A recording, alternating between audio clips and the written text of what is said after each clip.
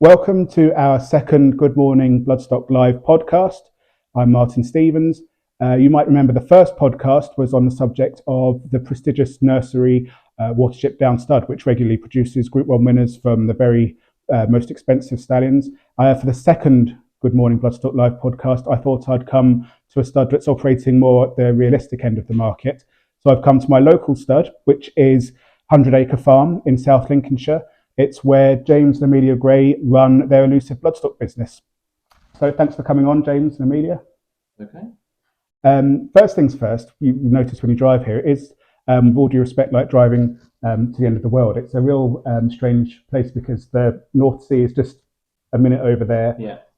Even stranger, I live about 2 miles down the road. What brought you here? Well, we heard you were going to be around here, so it'd be a good place to be. No, I think the soil's very good, isn't it, around here? A lot of veg land and everything like that, so we thought we'd take advantage of that. And then Amelia's obviously from this way as well, so we live 5 miles away. Grew up 5 miles away. Yeah, my parents are only 5 minutes from here. So for people who don't know, tell us a bit about this part of the country, because what the land is like and what else is around here. It's mostly vegetable growing land. It's fertile land. It's just very flat and exposed, I suppose. That's why only silly people like us have livestock around here. Yeah. Most of it's vegetables. But you told me in the past there are advantages to being here, aren't there? Yeah, we like the idea there's no disease risk, really, because we're not in a centre of horses, are we? So we've got our own controls. We isolate anything that comes on. We don't have any near neighbours, so hopefully that's got to be an advantage. But also the ground is so fertile around here. Yeah. Just grows grass for fun. Well, it didn't last year because it was so dry, but we are on the drier side of the country. But it does grow some really good grass here. We've just got a lot shut up at the moment to make haylage on. So yeah. So tell us the story so far then, how you came to be together and how you came to be working here. Well, I went on an innocent trip to New Zealand with my best friend Hannah, and we were travelling around and we ran out of money. We needed to go and work on a stud, so we googled who was going to give us the best job, and found Hundred Acre Farm, and James was the stallion man there. Right. Before that, you very modestly described yourself as a pony patter earlier, because you enjoy the horsey side more and just being with horses. And that's your background before you worked at Hundred Acre Farm. Yeah, my first job was riding out pointers at a local yard around here. Right. So it's been on the racing side, but I love the horses. Yeah. More than focusing on the pedigrees like James would. Yeah, so you come at it more from a sort of both the selling and the pedigree angle. Yeah. Absolutely. So what were you doing before Hundred Acre Farm?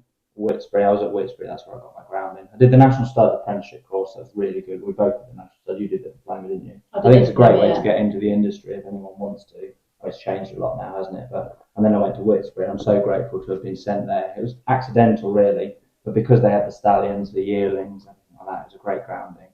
And then I just wanted to see a bit of the world. So I went to South Africa first, and then I went back to Whitesbury for a bit, and then I went to New Zealand. So and then that changed my life. Yeah, for the better. Yeah. And Whitesbury is sort of integral to the story, isn't it? Because it was when you were at Whitesbury that you made an investment which sort of changed the course of your business and life. Yeah, we bought into showcasing when we were there. We'd only just got together, hadn't we, really? And we were in New Zealand. Yeah. So I bought into showcasing, but I told Nationwide that I needed a car when I got back to England. And so he was 10 grand plus that. So I borrowed 10 grand from Nationwide to buy this car for when I arrived home. Spent the whole lot on showcasing, and then spent the next 3 years paying it back in huge instalments with basically all my wages, and regretting it really, and thinking that maybe made a big mistake. And you had to pay for all of our. We'd only just got together, and you were paying for everything, weren't you? And I was just some bum that was paying for this stallion nomination. But yeah, he was very lucky for us, wasn't he? So what did you think to begin with about the showcasing investment at the time? I thought he was mad. Yeah, I still think he's mad. Most things he does, but just got to go with it, because actually they're not mad for most things that he does. He's knowledgeable. It's a lot of. This one happened to work out, didn't it? At the time it seemed mad to be borrowing that much money when we weren't even at home. But I think in hindsight, it was mad. But when you're young, you probably got less risk. You don't think about the risk of not paying it off. Yeah. And I just believed that our son of Oasis' dream going to Whitesbury was the next big thing. Yeah. Lovely pedigree. I think you bothered them actually for it as well. You rang them and said if he's been. I emailed Charlie because obviously I've got the connection with him and just said I'd be interested. And then it was back in then. It was a lot harder to get money around, so it was actually quite difficult for me to get the loan and get it. But anyway, it all turned out, and then we sold that a few years later, and that's what paid the deposit to buy this farm. So exactly, it was the luckiest 10 grand we ever spent, really. But, And how long have you been here now then? 4 years. 4 years. But you've been running the Elusive Bloodstock business for longer. Since 2011. So 2011. We were nomadic before that, really. Right. We started at your parents' place, didn't we, with a couple of mares? Well, we only set Elusive Bloodstock up because I wanted to put the showcase in. I wanted to get the VAT back on it, essentially. Oh, okay. And so we set it up under an umbrella. We had a couple of mares, didn't we? And so that was set up for that. And then it's just grown from there, really, hasn't it? Yeah. At my parents, we only had 12 boxes, so we weren't there very long. And then we moved. We rented a big equestrian centre, didn't we, with 60 boxes. And again, had a really lucky break when we got there. Yeah. But another local stud closed and sent us loads of horses. So it filled the yard within 2 weeks of us being there, which is amazing. Because we went there and we didn't know how we were going to pay the rent. We just took a risk, didn't we? We thought, well, what's the difference? If we go bankrupt, we go bankrupt. We just got to keep pushing forward. You've done it by the seat of your pants quite a lot. Still are, Yeah, really. Really? Yeah, and then we were lucky enough that another stud shut, and literally it was he just rang luck. and said, how many horses can you take? And we took the lot. We knew we couldn't take them all, but they were shutting. And some of them only came to us for a month while the people found places closer to home. And we just took the whole lot, put them into fields and just to look after them. And they drifted away. And some we didn't know if any would stay. It was just a bit of an emergency case. And so we got lucky there. And we wouldn't have sold the showcasing, but it made more sense to really put it into infrastructure. And we just didn't have the mares, did we? We sold the nomination twice. It's huge money for us. Yeah, it was massive, but it wasn't worth us covering our own mares with a 25 grand stallion. We just didn't have the mare power. Yeah. Okay. We maybe would now, but back then we just, our mares were 2-3 grand horses, and it was. No, he hadn't. He'd gone up to 35 and 45, hadn't he? Like we were, we wouldn't have had anything. It was a hell of a stallion. And then you invested in your own stallion. Yeah, maybe even sillier. No. He's a popular choice, Falco, wasn't he? So Falco came along in. First. Sorry, of course, Sun Central came first. Yeah, mustn't forget him. So he came about the same time as Showcase. No, we sold the foal well for Showcase in the same year. So when we got 2011, we bought Showcase. In 2014, we bought Sun Central, didn't we? That was just a mad idea. That was a bit Amelia's dad's fault as well, because he was he was G'ing me on a bit. So we decided to get a stallion. And he was really lucky actually. Covered 24 mares in his first year, which I know is nothing to a lot of people watching this and that, but to us it was huge. We were struggling to get board in mares, weren't we? Yeah. Because we were in the wrong position. We're in Lincolnshire. We're an hour and a half from New York. We're an hour and a half from Doncaster. We're not in a bad position at all. 45 minutes off the A1. Actually, we can get all over the country. We can get most stallions within 3 hours, but people thought we were in the middle of nowhere. Well, it doesn't help when I start the video saying you are in the middle of nowhere. Yeah, it just feels when you come off the main road, it feels like you're sort of that's what driving towards. We worked in Newmarket for a bit. I don't think that was really happy, was it? A bit clicky there. And it's lovely. It's a great place to meet people and network. But it probably didn't suit us so well, did it? We like to be out in the middle of nowhere, and our friends aren't really involved in horses, are they? So you're not constantly talking about horses when you go out to dinner and that. But I think you were going to say there that getting Sun Central wasn't just a case of having a stallion and covering mares and trying to make a bit of money out of him. He had other benefits as well. There were other benefits to standing him at the time. In that he brought in. Yeah, he opened a lot of doors for us, I think, didn't he? Massively. He started off. Yeah, we actually had clients ringing up and covering mares. People knew who we were. We put adverts out, and then people knew who we were, the people that had Sun Central sort of thing. So it started something, didn't it? Otherwise, we just had local boarding horses. A lot of people sent mares, didn't they, and then didn't take them home. They left them with us, or another started to close, and we'd get their mares, or people tend to move mares around, don't they? And we just kept benefiting from that. Yeah. And grew from there, really. And I'm glad we did it with Sun Central because we owned him fully. He didn't cost a huge amount, and I didn't feel like we could go wrong with him as such. Yeah. So we did a lot of learning with him. I would never have wanted to stand Falco as our first stallion. It would have been way too much pressure, and the mistakes I made with Sun Central. We bought in a lot of cheap mares, didn't we? Which seemed like the right thing to do because it got a lot of numbers on his book. But as it turned out, we then sold those to go eventing and things like that. Right. And that didn't help the stallion. And I'm not sure he'd ever been a great stallion, but other than Tony Bolt, who you wrote about, who's done really well out of him. But she was a 93 rated flat mare. She was a very good flat mare. Yes, so I'm thinking she's bringing plenty to the table. But we loved him when we first stood him because he's George Washington. And that opened a lot of doors. The fact he was a half brother to George Washington. People loved George Washington. He was one of those colt classic stallions, wasn't it? Or racehorses. Yeah. And we got a lot. But he was a big chestnut flashy thing. South Central. We've still got him. We covered a mare with him this year. But he certainly opened a lot of doors for us. And then you upgraded a few years later and bought Falco from France. And Falco was, well, first of all, he was already a long way to being proven. Yeah, he was certainly proven. He was just maybe going a bit quiet. Right, yeah. But we knew he had a lot. But Richard Venn bought Sun Central for us. We met him when we worked at Gaisley, didn't we? Stayed in contact. He bought him. We said we just wanted a cheap stallion. And he found him. And then I'd said to Richard we were interested in another stallion. And it was July. And I don't think anyone else was really looking. And we just scooped in and I went to look at him, didn't I? I drove from here down to the middle of France and back, literally. I was stopped in France. I was only on French soil for about 15 minutes looking at stuff. Back in the car, back to the port and back again. Was he at Etchingham still, or was he No, moved? he was down at Yeah, I know, okay, yeah. Where Morpheus stands now. Gotcha. And the Anvil. That's quite a drive then, isn't it? Yeah. Long way. I think it was 5 hours, but I could be wrong. Yeah. It seemed like a long way. Crumbs. Yeah, it was a long way down. I loved him as soon as I saw him. Yeah. But what I liked was he had a lot of horses to come through. The likes of Hitman and that crop were youngsters at the time. So I knew there were a lot of French AQPS mares that had foaled by him and they were to come through the system. Yeah. I thought that gave us a real chance. I think he's a good stallion. I think we've maybe mismanaged him a bit. I think if he'd gone somewhere else, he'd be more popular. But he's been here, he was here for how many seasons? 4 or 5? Or 3-year-olds, 2-year-olds, yearlings, foals, 4. And he was popular with breeders in Britain. Yeah, we did all right. British stallions are never going to cover huge books, are they? There's some of them are covering over 100, but there's plenty that are covering 30s and 40s. Yeah. And he covered anywhere between about 35 and about 60 or 71 years, didn't he? Yeah. So the crunch question is, and a few people have asked me this, he just had one of his best seasons, Tamuras winning the Tolworth, was it? Yeah. Hitman was a good horse. Hitman, well, he is a good horse. Yeah, no doubt. I'd certainly like to own him. Yeah. But then you moved him up to Unstained Stud at the beginning of the covering season this year. Yeah. Why? What was the... You're not the first person to ask that question. It's a political question, isn't it? I was a bit sick of the whole job at the back end of last year.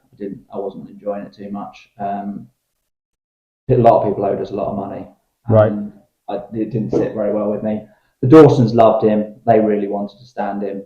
Chris had said to me a couple of years previously, if you ever don't want to stand that horse, I'll have him. Yeah. And I just felt that he'd been here 4 years and probably everyone that we knew had used him. And he was maybe just running out of ammunition.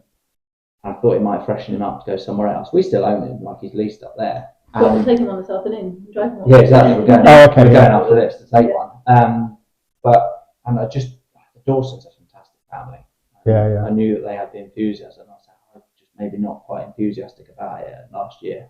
And I just thought it'll freshen him up to go up there. Mm-hmm. And he'll be up there for a year or two, or how long the Dawsons want him, really, and we'll just keep discussing every year. Forces us as well to go elsewhere with our mares, because if they've had 3 Falcos, the temptation when the vet looks at them and says, "Let's cover this afternoon," you just cover it Falco because he's here rather than drive somewhere else. Whereas this year because we've got to drive to Falco, we have sort of spread ourselves a little bit, haven't we? And you need to go for other stallions, which is, a good thing to do. He's great, but some of them when they've had 3, could do with going somewhere else. So but it increases your expenditure on outside nominations. Yes, I guess. And driving. Yeah, it does. Yeah.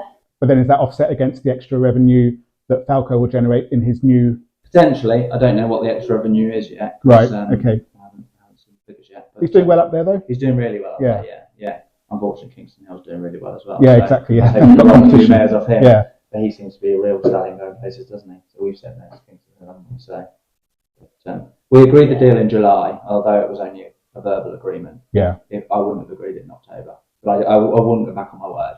So I said that we carried on. And certainly by December when they picked him up, I'd much rather have been keeping him. But, I'd agreed to do it and I thought it was the best for the stallion. And I said we've sent 5, haven't we, so far this year. So then the other inconsistency here slightly is that you say you were jaded at the end of last year, but then you got Linda's Lad as a new stallion. We had a few mares ourselves that we just didn't really know what to do. Sometimes you get difficult mares to go and foal. There's nothing better than having the stallion on the place to cover them a couple of times or whatever. And Dave mentioned Linda's Lad. We'd sold a Linda's Lad quite well the year before for a client. I really like the horse. I've followed him for a long time. Love that saddle as well, line. And there is nothing to get you excited more than standing a new stallion. That's the the G up you need, really. And a lot of the people that owed us money have actually paid us the money, so I was less. Oh, I see. Okay, happier bunny. Yeah, exactly. Yeah, less down in the dumps about it. Yeah. So after a long hard season, it is tough. It's only Amelia and I, and we have one girl that helps us. So I was going to ask this. So we've got the story so far. So the story is now, obviously, you're here, and who runs the place? How many horses do you have on the place? Well, Amelia and I do it all. Right. We do a lot of the yard work, don't you? I try and do a lot of paperwork, sales, that sort of thing. Try and get to as many sales, awards dinners with you. Awards dinners, important stuff. That's dangerous. And then we have a girl that helps us, don't we? We did have 3 people helping us. That was another thing, you see. When we had Falco, he was so popular, we had 3 people helping us. But then COVID came along. They all had children, didn't they? So as soon as COVID, they all came off school and they all had to leave, which was fair enough. Kids come first, 100%. But suddenly we lost our whole workforce overnight. And Lou helps us now. She's been great, hasn't she? But if someone else came along and wanted a job, we're open to it. We've got a student starting next week, haven't we? We've got work.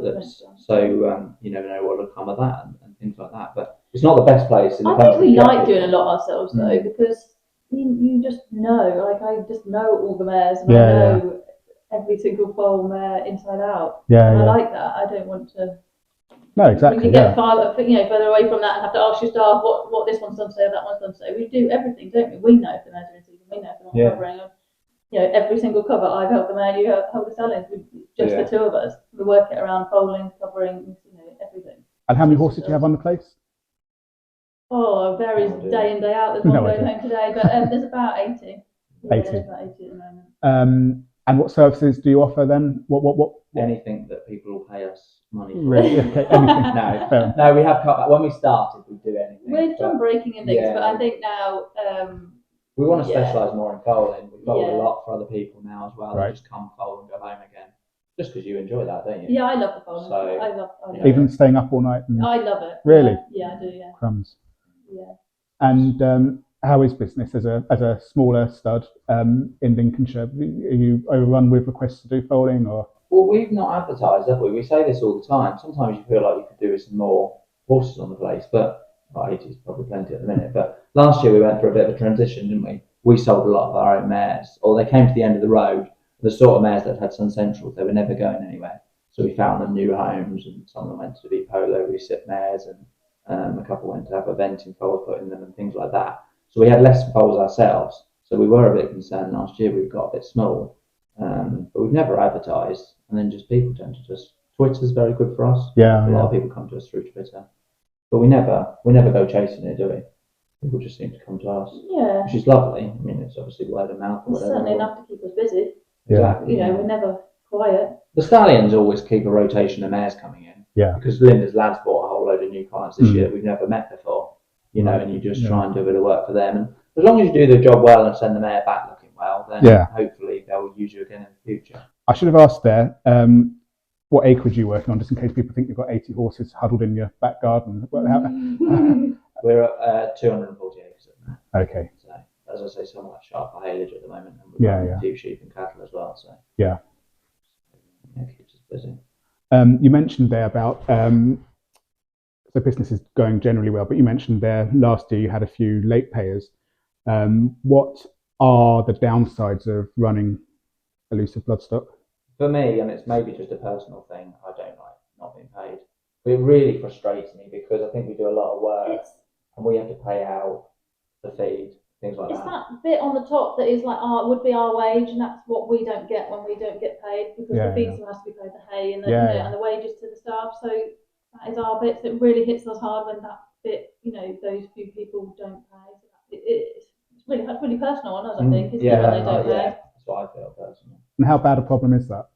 Bad for us. I don't know if it's bad for everyone. I don't think people admit to it maybe because they're embarrassed. But it's bad for us. We've got one bloke at the minute who's just 15 grand and there's no chance we'll get that back. So you just have to write that off. And we chased him through the courts, but it's cost us £1,000 to go through the courts. Right. And the reality is we're not going to get it, but I just feel like I shouldn't give up, because then that sets a precedent for the next person that wants to come and not pay us. And often these people's horses are worthless. Yeah. You know, so there's no point. A lot of people say take a horse. The horse isn't worth anything. Yeah. I don't want the horse. No. You know, the only thing we're a bit careful. We won't send a horse back somewhere we don't think it's going to be treated right. As long as I think the owner will treat the horse right, or it's going to another stud, we'll let the horse go. But just keep chasing them through the course. And apart from non-payers, anything else that gets you back up when you're... I'd like to have more time off. Yeah, that is the case. You basically live and breathe the business, do you? Yeah, we'll speak to you and you're always away on holiday. We're folding now, aren't we? You went to the awards on your own. We missed our days out. You like to go to York races, don't we? Yeah, we couldn't go there because people want to send us horses, but nor can we turn away the horses. No, exactly. And it's us. So we'll do it. We've still got 3 left to foal. We're at the end of May now. We've still got 3 left to foal. So that's us still here. Yeah. Until they foal. But you must love it because you wouldn't do it otherwise. You wouldn't do it otherwise. We love it, but it's, I mean, you're right. I often am on holiday because that's the sort of life I choose. I like to spend my expendable income on going to new places. Yeah. But you don't mind sort of not having holiday. I find that mad. You sort of don't have holidays. We get another animal. Really? Okay. There's the cat, the dog, the horses, the cows, the sheep, the chickens, the peacocks. It's they're like the kids' life and our life is here. Yeah. We just add to it here, I think. Yeah, and you're happy with that? Yeah, because our addiction really is to try and breed good horses. Yeah. You know, you look out there today, we've got 2 flat foals. I think probably the best we've ever bred. That advertises different gear, isn't it? And I think that you better believe it's a nice foal. But you know, you say that every year. You know, the first foals come along, you think they're the best you've ever had. Well, it's the optimism that keeps you going. Exactly. You can't, yeah. But we've upgraded our mares. The advertises out of a listed place mare. You know, that's her first foal. Normally we've done it with second-hand mares. Yeah. She's a really nice mare. Yeah. You know, lucky to have got her. We sent her to advertise. You know, we've tried to do her right, haven't we? She's gone to Couture. She's just involved Couture the other day, hasn't she? And I just think we just need to get the ball rolling, really, on her. Give her a good start. And Couture is one of your next. You bought a breeding right in Couture, so you're hoping the next showcase. Exactly. Yeah. Well, he's more the next Ardad, isn't he? We had a share in Ardad as well. We should say that. Yeah, exactly. So we bought that. We're sitting in the Ardad extension at the moment. Oh, really? Oh, very good. The showcase farm, the Ardad extension. I know you're always keen to buy these breeding rights or get into a young stallion when they're syndicated. Yeah. And I know sometimes you express frustration to me on the phone. You say there just aren't enough to choose from. Really. Yeah, because every year, July, August time, I say to me, we're going to buy a breeding right this year. We're going to buy a breeding right. Because we've been really lucky with it. It's just worked out really well. I do think you need the mares, and we've got enough mares that we can spread them around. But I think it makes a stallion being syndicate or breeding right because you've suddenly got potentially 20 more people pushing that stallion forward. Yeah. At the sales, people are saying, have you seen the Couture foals? Have you seen the Couture foals? Have you been down to the barn and seen Couture? I think you've got so many people, and like with Ardad, when he was having 2-year-old winners, I was just retweeting them constantly because I felt involved in the horse. Yeah. You know, I've got a tiny percentage of Ardad, and I didn't know he was going to be as successful as he was. I'd quite like to have kept Ardad, really. It could be the next big thing, but you know, you don't know, do you? And the money was there, so we took it. But you know, unfortunately, we do have to keep selling these breeding rights to keep the farm going. But they've been really profitable for us, haven't they? They've really done us well. And also, it's not just the breeding right. You've got all those free covers that come along with it. Exactly, yeah. So that's keeping our nomination bill. Yeah, like even Gregorian, we had a share in, didn't we? Yeah, and we sold the first foal more than we paid for the breeding right. Yeah. Oh, really? So okay, yeah. You know, it didn't carry on being ever so good, but we were out straight away. So that it worked. I was writing just the other day about Suni. Now he's standing at 150 grand. People probably forget that he was once. Yeah, exactly. He was once a syndicated horse, and it's mutually beneficial, isn't it? Because I was surprised when I look back at Suni's second and third crops. They're about 70 strong. Yeah. Which for a stallion who only won Jean-Luc Lagardère and didn't have a huge profile, that's a really good number to get in your second and third crops, which is so crucial for maintaining momentum. And a few people have asked me this year what stallion would you use? I've got a mare here, I want to give a commercial cover. And I said Couture, because he's on the tip of my tongue. It's not necessarily that I'm actively trying to sell that stallion. He's just in my mind all the time. And so if I give someone 3 stallions, I'll often give Couture as one of them because I really like him. I love that Maymas sideline. Yeah. I was desperate to buy into Maymas. So to have got him, I thought Persian Force might come in this country. But the fact Couture has come, and he was very, very fast, Couture. We could try ringing Roger O'Callaghan, I'm sure he'd... I'm jealous of Ireland. That's the point I'm making, really. I'm jealous of Ireland because there's so many good stallions that get syndicated over there. And you see it in the mare numbers. They just get the rollover mares every year. Yeah. And I think Whitesbury have really played a blinder with their stallions because you look at Havana Grey, I think he covered more in his second year than he did in his first. And those stallions are getting 140 mares every single year. So you don't get that bounce effect. When Havana Grey has those good 2-year-olds, he's got another bunch of good 2-year-olds to follow them through this year and keep the momentum. I think our dad, if you look at his stats, he suffered from COVID because his leaner years were during the COVID years. I think a few people that would have used him didn't. We had 2 penciled to go, and they literally, one of them was due to go that week that everything got shut down. And we didn't cover her. We left her empty, I think. And the other one we covered was Sun Central, didn't we? At Marina Park. She was a listed place, pivotal mare, so she should have gone to our dad. But as I say, because we didn't know what was going on, and they both wanted to cover it about that time, so. Talking about Whitesbury, where you've worked before, it's amazing how everything's just come together at the same time for Whitesbury, with Havana Grey showcasing breeding Chaldean. Do you look at Whitesbury as a sort of, I mean, it's never been unsuccessful, so to speak, but do you look at that, everything coming together and think that's, that could be us one day, that's what we're working towards? Whitesbury's only just got the recognition in the last 5 years. When I worked there 10 years ago, it was amazing. By Royal Ascot, we'd have had like 10 2-year-old winners out of a crop of 25 2-year-olds. They just bred 2-year-old speed. Remember, we had a mare called Amazed, and just every year she'd breed to a 2-year-old winner. And she just went to all their stallions, and just every year would produce the goods. And they had the same trainers that cottoned onto it, and they'd come back and buy those horses. They knew they'd run. They just bred hardy horses. So it's nice to have seen them actually get the recognition, and they've probably got a much higher grade of horse now, which helps. But I think the beauty of them is that a lot of the mare owners come back year after year, and so there'll be a lot of people now that are sending things that have got a half sister by Showcase that's listed placed, and that will now be getting covered by Sergey. So they're improving the books of the stallions in the future, which is helping the whole job along. And the fact that some of the people will be getting 100 grand for Havana Grey this year, it gives them money to go and invest in a better mare to then send that to Sergey. So it's just the whole process of what Whitesbury, they're on an upward spiral. And that's the beauty of it. But I do think the stallion syndication has been massive for them. I think it really helps. What else outside of the Elusive Bloodstock business and in the industry at large, like stallion syndication, do you think needs to be done more of, or worries you?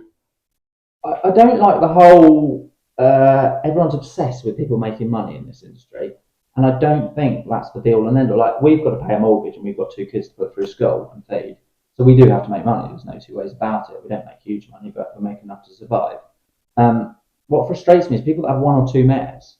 People are obsessed that they have to make money. Well, if the pair of them wanted to go and play golf, they could waste 10 grand a year on a golf subscription and buy their clubs and everything like that. And no one would say, well, how much are you getting back for that? Because they get an enjoyment. Whereas someone has a broodmare and they spend 10 grand on a nomination, everyone says, well, you need to get more than 10 grand to have been successful. Well, no one takes the joy that they get when they get that phone call to say you had a colt last night. Your mare that you raced, she's had a colt, and it could be the next big thing. No one looks at it and says, oh, when that wins first time out as 2-year-old, or you go to Royal Ascot, it might not be successful at Royal Ascot. We had that day out at Royal Ascot. No one looks at that as an investment. We seem to be so obsessed that you have to make money. You have to go to the sales and it has to make loads of money. It's hard not to be drawn into that competitive streak, though, isn't it? Though, no, it's because if I was to breed commercially, if I was to keep a small a mare at a modest level of the market, and I took her to December foal sale, and I saw everyone else having fantastic touches, and I went back year after year and got 2 grand. Doesn't it? It would be. I couldn't. It'd be hard to feel the joy. Put it that way. But you spend 20 grand a year on holidays. All my holidays. Yeah, true, but you probably... And you get the joy out of being there and seeing things and putting your nice photos on Twitter. I agree with you completely. I think you're absolutely right. I'd enjoy planning matings and looking at pedigrees and buying the mare in the first place and following the progeny and going to the racetrack and watching them race. You're absolutely right. But I think it's a big hurdle to overcome, to go to a sale and be rejected by the market. Approach it as a business rather than a pleasure breeding. Even in their head, it's they think they should get a return. Yeah, they don't. But I think as an industry, the racing is their pleasure if they pair train. Yeah, they don't treat the breeding. I think as an industry, we shame people for not breeding profitable horses, and I don't think we should. Do you think that's to do with the rise of social media and things like that, or do you think that's always been the case? I don't know. Yeah, maybe. Yeah, it's so easy, isn't it, to criticise someone or say these foals are not done well. Yeah. Yeah. I mean, Pearl Secret had a Brockleby winner this year. Yeah. Nobody would have seen that coming. No. Fair play to the people that bred it, the people that bought it. But they'd have maybe been victimised for having used a stallion like Pearl. Maybe that's it. Maybe the breeders should get more recognition when you're watching the racing and it's trainers and owners and things like that. There should be more for the breeder to say who bred it, and so they can get their bit on TV, or if we bred a great Falco that went to Cheltenham, our name wouldn't be anywhere near it if we sold it as a foal, would it? No one would know. No. So if our name was there, you'd feel like people would we'd see it more. And the other problem we came across just the other week was to do with getting sort of more people breeding. We were at the TBA National Hunt Awards, and they're a great set of people. There's some fantastic characters who have been breeding all those British bred Grade 1 National Hunt horses, but they are, I think they'd say themselves, slightly older, and it was quite an old room full of people. It was, and maybe that's just an awards dinner as a generalisation. Older people will go to an awards dinner rather than young people and older people will have earned the money to have disposable income. Exactly, I think that's a big thing with racehorse ownership, isn't it? You look at the young people that have got racehorses; they're quite wealthy from business or whatever. Whereas it's later in life you can probably afford. But that said, as you said to me, when you look at Ireland seems to have younger people. The youth are coming through all the time, aren't they? And there are some young people breeding in this country, but they're few and far between, and you worry about where the industry's going to go. Like I said with Whitesbury, they've got that fantastic range of clients. Yeah. But I don't know if it's changed now, but when I was there, certainly there would have been of a demographic. No, Ed Harper's told me himself. He gave me a good quote in an article last year that he's tired of going to clients' funerals, which sounds morbid, but it's true. It is true, yeah. And their kids are not taking it over. No, exactly. They're not taking over the broodmare band. They're not interested in that, which is. It is concerning of where we're going to go. So on a practical level then, what can be done to get young people into the industry? I have no idea. I think maybe broodmare syndication, but that's really difficult. I've looked at it several times, how you syndicate a broodmare. I don't know. Because it's not like a racehorse where you can say, right, we'll do this for 2 years and we know all the costs, or we can put costs in. Broodmare can fluctuate all over the place because it depends on what covering you want to give her and how much the whole sells for and things like that. And with a racehorse, you've got stable visits, and you've got the hope that they might win. You've got days out of the races. Whereas with a mare, you haven't quite got the same. I think people like Jack Cantillon, I think they're doing some great work, starting to get more into the broodmares. But he's doing better with the racehorse syndication than he is with the broodmares, I think.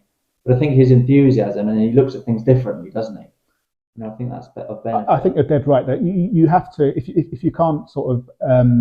You can't bring people young people into the industry saying they're going to make money because that's unrealistic. But you can give them a good time, can't you? And maybe that's something we need to think more about in Britain. And also, I do think the rise of social media has not helped here because everyone moans so much. Like you see the BHA proposals last week, and they might be right or wrong, but just the complete moaning I think it just paints such a bad. A negative picture of our industry that we're just moaning all the time. I'm not sure other people in other sports fans do that all the time, just moan about the running and of their chosen sport. And I think we do need to make it more fun. And I try to bring that across in Good Morning Bloodstock, some of the more fun and humorous stories that happen in Bloodstock. Yeah, and they're there, aren't they? Yeah, absolutely. Your 5 emails a week. Your mate Tony Bolt. I mean, that's a fantastic story. Yeah, exactly. I mean, he's older again, but he is so enthusiastic in the job, isn't he? It's just. You can't. He just wraps you up in the enthusiasm of his horses, and he speaks to you as if they're the next great things, and he loves it. He takes every little bit out of it. Yeah. He loves. Even feeding them in the field, he's got a funny story to tell you about that. Every little bit, he takes something out of it good.